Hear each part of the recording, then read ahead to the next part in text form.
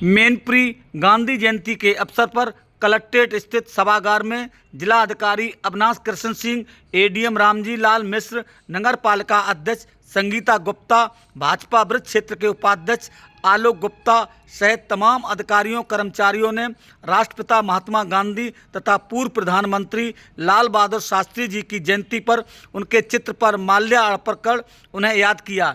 यहां सफाई कर्मचारियों तथा छात्राओं को सम्मानित किया गया है। दिव्यांगों ने भी अपने कार्यालय पर बापूजी के चित्र पर माल्यार्पण कर पुष्प अर्पित कर उन्हें याद किया। साफ सफाई अभियान चलाकर स्वच्छता का संदेश दिया है। यहाँ इन तस्वीरों में देख सकते हैं कलेक्ट्रेट स्थित सभा कक्ष में यहाँ अधिकारी कर्मचारी महात्मा गांधी तथा लाल बहादुर शास्त्री के चित्र पर पुष्प अर्पित कर उन्हें श्रद्धांजलि दे रहे हैं। यहाँ पर बड़ी संख्या में अधिकारी कर्मचारी मौजूद हैं। इन तस्वीरों में देखा जा सकता है यहाँ पर सभी लोग पुष्प अर्पित कर रहे हैं। इन तस्वीरों में देख सकते हैं बड़ा यहाँ पर उपस्थित लोग हैं और सभी लोग यहाँ पर बापूजी तथा लाल बहादुर शास्त्री के चित्र पर यहाँ पर पुष्प अर्पित कर उन्हें श्रद्धांजलि दे रहे हैं। यहाँ बड़ा अच्छे तरीके से ये कार्यक्रम मनाया गया है।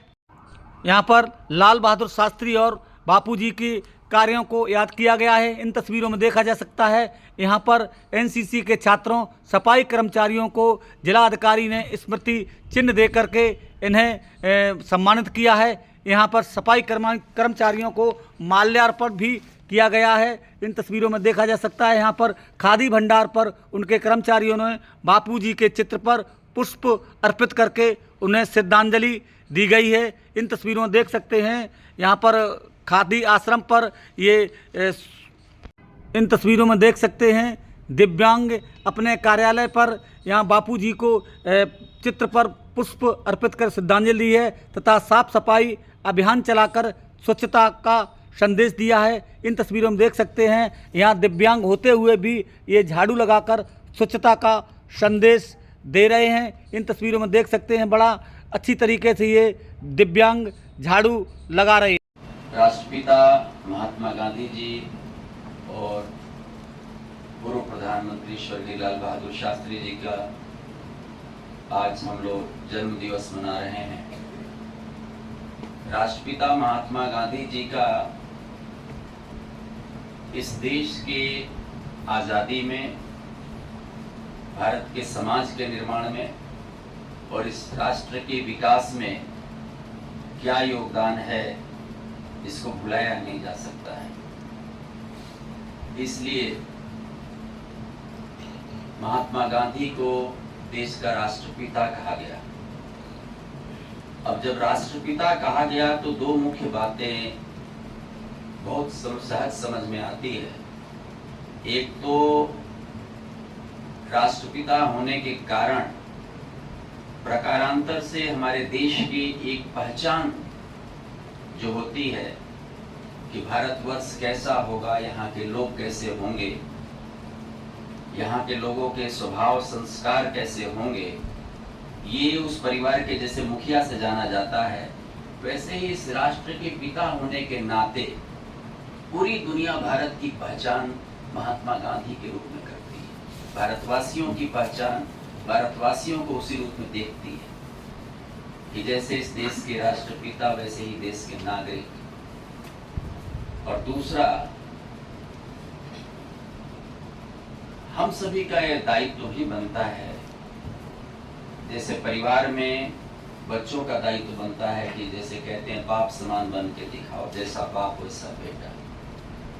तो हम सभी भारतवासियों का यह दायित्व ही बनता है कि हम अपना व्यक्तित्व, स्वभाव, संस्कार, कर्म अपने राष्ट्रपिता महात्मा गांधी के बराबर करने का निरंतर प्रयास करें। अब क्या मुख्य बातें थी राष्ट्रपिता महात्मा गांधी जी की? अगर तीन शब्दों को केवल ले, तीन शब्दों को,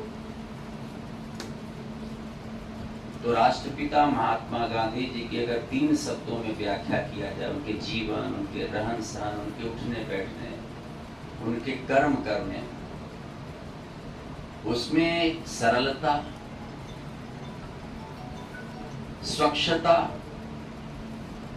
सरलता, स्वच्छता और सच्चाई,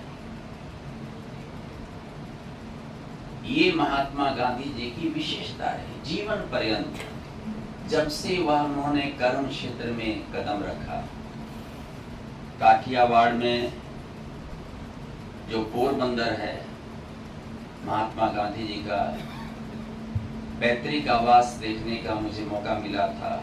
एक रईस और कुलीन परिवार में जन्मे महात्मा गांधी जी ने तत्समय में, बहुत कम लोग, जबकि पढ़ाई लिखाई शिक्षा का वातावरण नहीं था, तब भी उन्होंने बैरिस्ट्री की पढ़ाई की। दक्षिण अफ्रीका में जाकर के उन्होंने वहां के अग्रणी पंक्ति के बैरिस्टर बने। चाहते तो अपना जीवन शैली दूसरा बना सकते थे। उनको एक प्रभाव, उनकी शिक्षा, उनकी संपन्नता में कोई कमी नहीं थी। लेकिन भारत जब लौट के आए, पहला उन्होंने वहीं पर दक्षिण अफ्रीका में महात्मा गांधी ने पहला जो संघर्ष कहते हैं, चेतना का विकास कहते हैं, जीवन में अब स्वदेशवासियों के प्रति प्यार और उनको उनके उत्थान की जो कामना थी, वो उन्होंने अफ्रीका में ही दर्शाया था। और उसके बाद जब हिंदुस्तान में कदम रखा तो उन्होंने तमाम वो जो पढ़ाई लिखाई, संपन्नता के रास्ते, विलासता के साधन, वो सब उन्होंने एक झटके में त्याग दिए। उन्होंने कहा कि नहीं, मेरा जीवन इसके लिए नहीं बना है। जो दक्षिण अफ्रीका में और इंग्लैंड की पढ़ाई में, ब्रिटानिया की पढ़ाई में उन्होंने किया था, उन्होंने सब एक झटके में त्याग दिया। उन्होंने इस देश के प्रेम, राष्ट्र के प्रेम, अपने देशवासियों की सेवा करने का, देश को आजाद करने का, भारत के समाज में व्याप्त असंख्य बुराइयों का, हम तो थोड़ी थोड़ी बातों के लिए बचा हुआ है। जिसको कहते हैं हाथी निकल गया पूंछ बचा है, हम तो आज उस समाज में केवल हैं। लेकिन जहां असंख्य बुराइयां समाज को चपेटे में लिए हुए थी, वहां राष्ट्रपिता महात्मा गांधी ने कहा कि मेरा जीवन इसके लिए नहीं बना। जब भारत आए तो फिर लौट के नहीं गए, और उन्होंने पूरे समाज को एकजुट करने का, उसके पहले जो हमारा विभाजित समाज था, किसी मुद्दे पर एक नहीं हुआ था। अगर हिंदुस्तान के इतिहास की समझ रखने वाले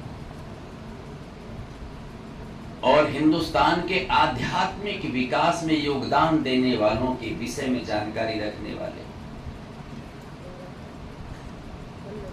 बहुत अच्छे से जानते हैं कि अगर देश में, अगर जो काम ईसा पूर्व महात्मा बुद्ध ने किया था, सन्यास तो बहुत लोग लेते हैं, सन्यासी तो बहुत हैं, सन्यासियों का यह देश है, वैरागियों का यह देश है, लेकिन महात्मा बुद्ध ने जो सन्यास लिया था, उसका मिसाल दूसरा नहीं मिलता। क्यों? क्योंकि महात्मा बुद्ध ने अपना सब कुछ छोड़ा था। उनके पास वो राजकुमार थे, उनके पास सिंहासन था, राज्य था, यशोधरा जैसी उनकी बहुत सुयोग्य और सुंदर पत्नी थी, बालक था। उन्होंने सब प्राणी मात्र के कल्याण के लिए, जैसे ही उनको उद्बोधन हुआ, उन्होंने एक झटके में, एक रात में सब छोड़ दिया। राजशाही हासिल जिसको हो, बादशाही जिसको हासिल हो, वो बादशाही छोड़ दिया। अभाव को छोड़ने को सन्यास तो बहुत आसान है, जिसके पास कुछ छोड़ने को नहीं उसने छोड़ दिया, ये तो आसान है। लेकिन बादशाही छोड़ने का दूसरा उदाहरण मिलता नहीं। बादशाही छोड़ के भिक्षुक बनने का दूसरा उदाहरण बुद्ध के अलावा दूसरा मिलता नहीं। आधुनिक युग में राष्ट्रपिता महात्मा गांधी ने कदाचित बुद्ध का अनुकरण किया। उनके पास ज्ञान नहीं था, लेकिन जब दक्षिण अफ्रीका से यहां लौटे थे तो अपना सब त्याग करके वो साधारण धोती, वो जो तीन पहचान थी, वो पहचान उन्होंने जीवन के आखिरी दिन तक 30 जनवरी 1948 जो आखिरी क्षण था, उस समय तक वही उनका पहनावा था, वही उनकी सादगी का खान पान था, वही उनका खटिया और छोटे से साधारण में सोना बैठना था, और वही उनका निरंतर कर्म करते रहना था। अपने लिए कुछ नहीं और हिंदुस्तान के रहने वाले एक एक लोगों की भलाई और कल्याण के लिए राष्ट्रपिता महात्मा गांधी की धड़कने, उनकी खून की धमनियों में जो रक्त संचार होता था वो इसके लिए होता था। तो ऐसा दूसरा उदाहरण नहीं मिलता। हम सभी भारतवासियों का आज के दिवस पर सच्ची श्रद्धांजलि यही होगी कि जो राष्ट्रपिता ने मापदंड कायम किए हैं, उन मापदंडों को हम भी अपने जीवन में अपनाएं। एक खुशहाल जीवन जीने की भी बुनियादी जरूरतें हैं, इसलिए उनके जीवन में जो चीजें थी, सादगी की, सच्चाई की, कुछ भी हो जाए सच्चाई को नहीं छोड़ना। माय एक्सपेरिमेंट विद ट्रुथ, ये राष्ट्रपिता महात्मा गांधी के द्वारा लिखी गई पुस्तक। उन्होंने कहा कुछ भी हो जाए सच्चाई नहीं छोड़ना। उन्होंने कहा कि हम अंग्रेजों से लड़के नहीं लेंगे आजादी, हम हिंसा से नहीं लेंगे आजादी, लेंगे आजादी हम मांग के लेंगे आजादी। साधन की पवित्रता को भी अपना परम उद्देश्य मानने वाले, जिस रास्ते पर चलकर मुकाम पाना है उस रास्ते की भी पवित्रता को, भारतीय संस्कृति को फिर से पुनर्स्थापित करने की यह भावना, यह अनूठी है। और भारत के जो स्वस्थ समाज है, मजबूत राष्ट्र है, उसके लिए अगर गांधी जी के शिक्षाओं का अध्ययन करते हैं तो 4 बुनियादी बातें पाते हैं। उनकी सोच में, उनके कर्मों के आधार पर, पहली समता मूलक समाज। राष्ट्रपिता महात्मा गांधी ने जो समाज हमारा अलग अलग जातियों में, उपजातियों में, वर्गों में, वर्णों में, भाषा के आधार पर, खान पान के आधार पर, रहन सहन के आधार पर बटा हुआ था, उन्होंने कहा कि ये तो पहले क्या होता था, 6वीं शताब्दी 7वीं शताब्दियों में केवल राजा और उसके सैनिक लड़ाई किया करते थे। भारत की गुलामी का एक बहुत बड़ा कारण था। भारत का हमारा अन्य समाज उस लड़ाई की हिस्सेदारी नहीं करता था, साक्षी होता था, संदेशवाहक होता था, सहानुभूति देने वाला होता था, लेकिन लड़ने वाला नहीं होता। राष्ट्रपिता महात्मा गांधी ने इस चीज की और इस कमी को बहुत बारीकी से परखा। कहा कि जब तक सब मिलकर नहीं लड़ेंगे, इतना बड़ा देश, इतनी बड़ी आबादी और जनसंख्या, और लड़ने वाले थोड़े, तो सारे लोगों को एक करने के जरूरत के तहत गांधी जी ने पाया कि ये जब तक लोगों के अंदर एक समतामूलक समाज का विकास नहीं किया जाएगा, जब तक जो है सारे लोगों की सहभागिता नहीं प्राप्त की जा सकती। राष्ट्रपिता महात्मा गांधी जी के दूसरा जो मुख्य बातें थी, लोकतंत्र। कहते थे कि इतने बड़े समाज में मतभेद तो हो सकते हैं और होने भी चाहिए। मतभेद जन समुदाय और समाज की सुंदरता की पहचान है, लेकिन मतभेदों के होते हुए भी संख्या में कम अल्पमत वालों को बहुमत में रहने वाले के विचारों का आदर करना पड़ेगा, और कोई तरीका नहीं है। लोकतंत्र की बुनियादी ये 2 जरूरतें हैं कि मतभेद का होना, विचारों में की भिन्नता होना, परंतु संख्या बल में अधिक जो है उसके अनुसार अल्पमत को, बातों को अपनी मानना पड़ेगा, सहमति देना पड़ेगा। और उन्होंने कहा कि इतने बड़े समाज में, बटे हुए समाज में लोकतंत्र के अलावा और कोई रास्ता नहीं। और लोकतंत्र की संस्थाओं को हर क्षेत्र में, हर वर्ग में, हर संस्थाओं में मजबूत बनाने का, इसी तहत ग्राम स्वराज और ग्राम पंचायतों की परिकल्पना राष्ट्रपिता ने किया। तीसरी, पंथ निरपेक्षता। कभी भी समाज को विकसित करने में, मजबूत समाज के निर्माण में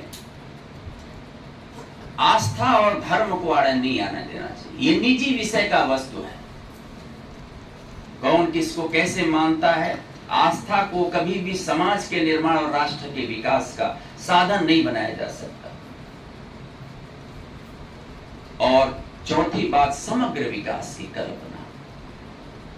समग्र विकास, समाज के हर वर्ग, अगर समाज का कोई कमजोर तबका है तो उसको छोड़ नहीं देना है, उसको उपेक्षित नहीं कर देना है, उसको हेय दृष्टि से नहीं देखना है, अपितु उसको विशेष प्रति प्रावधान देके, उसको मदद दे करके और उसको भी समाज के अग्रिम पंक्ति के साथ जोड़ करके एक समग्र विकास की कल्पना राष्ट्रपिता महात्मा गांधी ने किया कि जब तक समाज के आखिरी पंक्ति में बैठे हुए अंतिम व्यक्ति तक विकास का लाभ नहीं पहुंचेगा, जब तक एक मजबूत समाज का निर्माण नहीं किया जा सकता। यह अंत्योदय की कल्पना राष्ट्रपिता महात्मा गांधी की थी। इसी के तहत लोक कल्याणकारी राष्ट्र का निर्माण हुआ। और आज हमें फक्र है, आज हम सभी को फक्र है कि राष्ट्रपिता के इन चारों बनाए हुए पाए पर हमारा राष्ट्र खड़ा है, टिका है मजबूती के साथ, और दुनिया की 5वीं सबसे बड़ी अर्थव्यवस्था बन गया है। और जिस ब्रिटेन ने इस देश पर सदियों तक शासन किया, आज उस ब्रिटेन को भी पीछे छोड़ दिया। बहुत जल्दी हम लोग दुनिया की महाशक्ति बन के उभरेंगे और तब राष्ट्रपिता महात्मा गांधी को हम देशवासियों की तरफ से सच्ची श्रद्धांजलि होगी। तो आइए सब मिलकर के राष्ट्रपिता महात्मा गांधी के बताए हुए रास्ते पर चलते हैं और दोनों महापुरुषों को, राष्ट्रपिता महात्मा गांधी और लाल बहादुर शास्त्री जी को आज के दिवस पर अपनी तरफ से इन्हीं कर्मों के आधार पर सच्ची श्रद्धांजलि देते हैं। जय हिंद, जय भारत। बहुत बहुत धन्यवाद परम आदरणीय जिलाधिकारी महोदय।